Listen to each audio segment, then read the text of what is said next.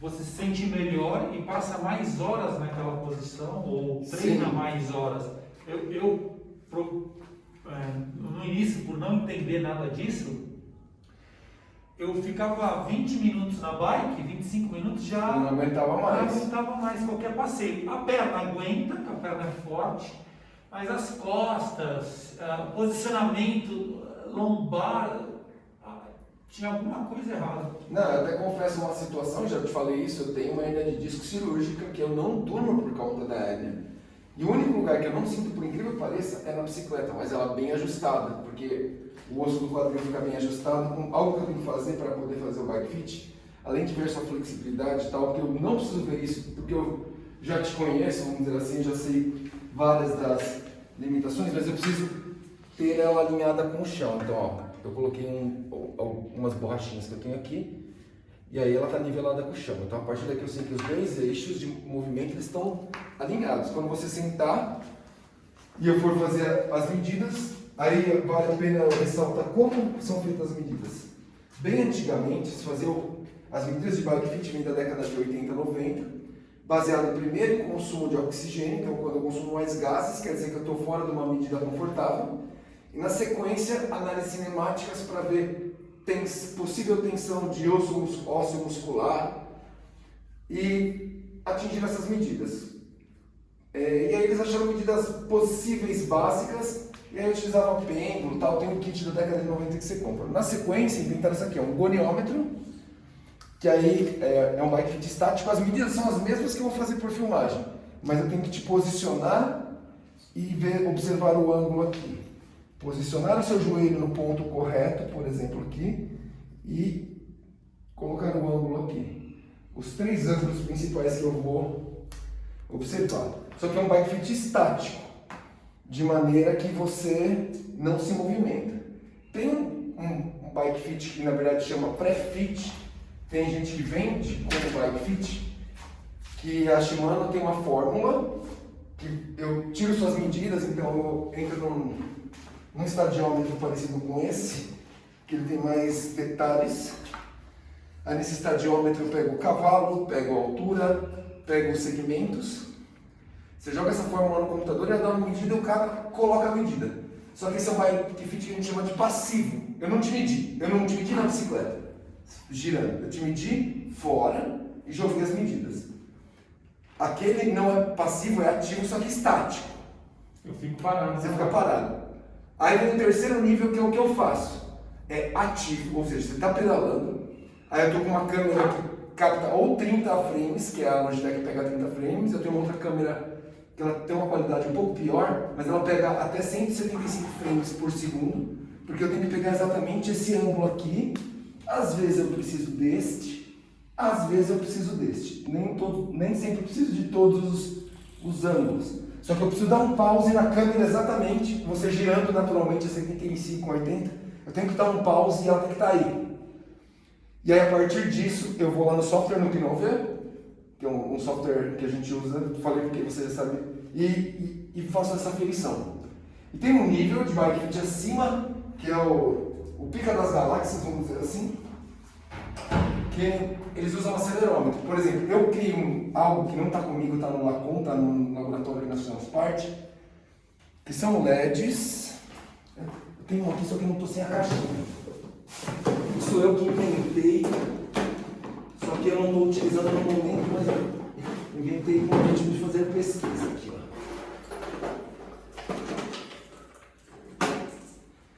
Esses LEDs, eles acendem. Aí eu prendo eles no ponto anatômico, aí com a caixinha acende, aí quando eu tenho na cinemática eu tenho mais precisão.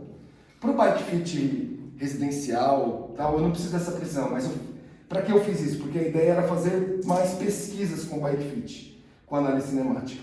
Ele não vai acender agora porque eu emprestei a caixinha e essa caixinha está no Lacon, porque essa caixinha vai atrás com a bateria, que aí esse é um ponto ativo para análise cinemática. E aí, além disso, imagina que os bike fits que eu falei que são os picas das galáxias, em vez de ser isso aqui é um LED, é um acelerômetro. Então são 9 acelerômetros, eles se conversam, os caras têm um software e esse acelerômetro já se conversa e já dá todas as medidas para ele. A única diferença é que ele é $15 mil. Eu fiz os 2 cursos com esses acelerômetros que são ali, aqueles 2 certificados. Que inclusive é com um cara daquele post, eu fiz esses 2 cursos. No entanto, eu não entendia que valia a pena esse gasto em relação a $15 mil por tipo de público que eu atendo. Porque se é um cara de... uma galera... Isso, se é um cara... Eu nem vou falar dos triatletas amadores, mas se é um triatleta profissional, que ele faz um bike fit no começo da temporada, e aí ele melhorou um pouquinho o rendimento, um pouco a flexibilidade, e eu tenho uma margem de trabalho, e aí eu falo assim, eu vou testar essa medida que você fica um pouquinho mais agressivo, mas eu deixaria ele agressivo para a prova, para uma situação específica. Numa prova mais longa, menos agressivo, que aí eu privilegiaria essa lógica de agressividade versus conforto, entendeu? E aí eu faria um bike fit muito mais preciso, porque eu tenho uma precisão de 2 graus aqui, que daria 4 milímetros, mais ou menos, a minha precisão hoje. A precisão no acelerômetro é 1 milímetro. 1 milímetro. E o cara que, por exemplo, a gente conseguiria fazer isso de forma online, é que ele precisaria ter alguns apetrechos. Isso, ele consegue fazer... Ele te fornecendo alguns dados, você consegue fazer esse bike fit? Se ele mandar um vídeo girando e ele rodando certinho e acompanhando, eu perco um pouco por conta da curvatura da câmera, mas se tiver por exemplo, hoje os celulares eles gravam em 60 frames por segundo. Não era normal isso há 7 anos atrás. Eu uso um pouquinho mais, mas eu consigo colocar no ponto e dar uma estimativa, só que ele tem que pegar esse ponto exato que você está isolado, rodando, alguém tinha que conseguir passar a câmera ele andando, só que eu calibro aproximadamente a câmera na sua coxa, ela vai estar na altura da sua coxa, um pouco abaixo do seu banco. Por quê? Porque toda a câmera ela tem uma curva. Se eu deixar muito para baixo, muito para cima, aquele ângulo distorce. Então eu tenho que minimizar essa distorção jogando bem nesse centro aqui, ó. Aí o ponto mais central da bicicleta, porque se eu deixar muito baixo, eu vou ter uma distorção para cima e vice-versa, que é uma distorção da câmera. Isso porque essas câmeras são normais. Eu brinquei, por exemplo, com a GoPro genérica, ela tem aquele olho de peixe, é muito pior, ela distorce muito mais. É o ângulo, né? Isso, dela. Isso, ela dá 160, 170 graus. Normalmente aquela menor tem 130, 120 e esta, se eu não estou equivocado, são 110 graus. Uma câmera normal, ela dá 110 graus de abertura. Tá. Eu não vou tirar essas medidas iniciais porque eu coloquei de chutômetro, eu vou considerar que é uma bicicleta nova. Tem 2 maneiras de fazer o bike fit. O cara que já pedala, eu coloco ele na maca para massagem, eu vejo postura de pé, postura de joelho, confiro dores e machucados e flexibilidade, principalmente posteriores. No seu caso, eu sei que é neutro o seu pé, você tem muita flexibilidade e você tem uma lesão no quadril por conta do atropelamento, por isso que provavelmente você tem dores de muito tempo, já que elas são crônicas, e a gente não mexe nessas dores crônicas, só tenta minimizar baseando no que eu tenho de medida mais o seu relato. Se a pessoa já pedala, eu tiro as medidas iniciais. Que medida? A altura de banco, do começo do movimento central. Deixa eu pegar aqui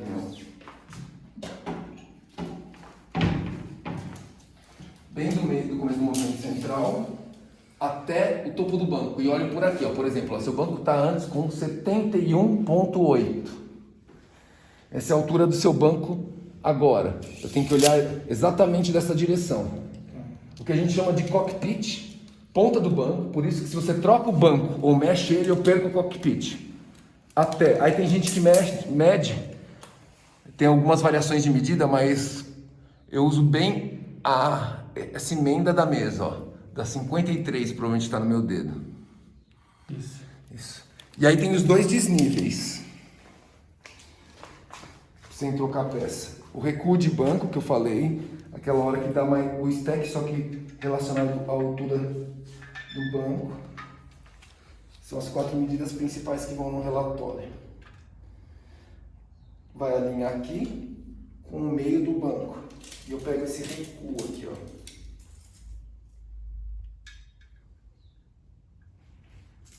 Um pouquinho mais. Aqui tá dando 8,8. E a última medida é o desnível, que deve estar tendenciando a 0 aqui. Está um pouquinho positivo. Novamente o nível aqui, do meio do banco. Aí tem essa distância aqui, ó. Um